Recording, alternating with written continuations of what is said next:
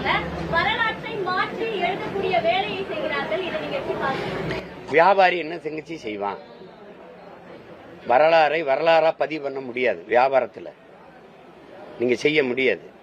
பொன்னியின் செல்வன் ஒரு படம் பார்த்தீங்க, அதுதான் என் பாட்டனுடைய வரலாறா நீங்க நம்புறீங்களா? அது ஒரு புதினம், இலக்கியம், புராணங்கள், இதிகாசங்கள் பொய் பேசும். வரலாறு பொய் பேசாது, பொய் பேசக்கூடாது. உள்ளதை உள்ளபடியே பதியணும். இவர்கள் ஆந்திராவில் படம் வெளியிடும் போது நாங்க இந்தியை எதிர்த்தோம்னு போட முடியாது. புரியுதா உங்களுக்கு? நீங்க இந்தி பேய வெளியேறுலாம் சொல்ல முடியாது. அங்க வட இந்தியாவில் போய் இப்ப பேன் இந்தியா படமா இதை ஆக்க முடியாது. இந்த மண்ணில் பார்த்ததோட நீங்க நின்னுக்கிறணும்.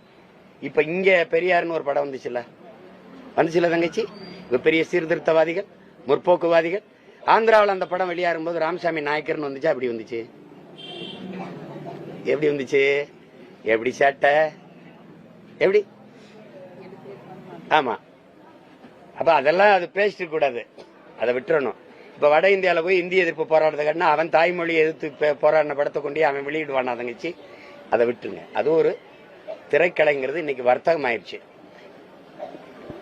இந்த மைக் மாதிரி ஒரு சிறந்த மைக் இல்ல, இதை வாங்கி கேளுங்க. நீங்க அங்க இருந்தாலே இங்க கேட்கணும். அப்படி பேசித்தான் விற்கணும். என்ன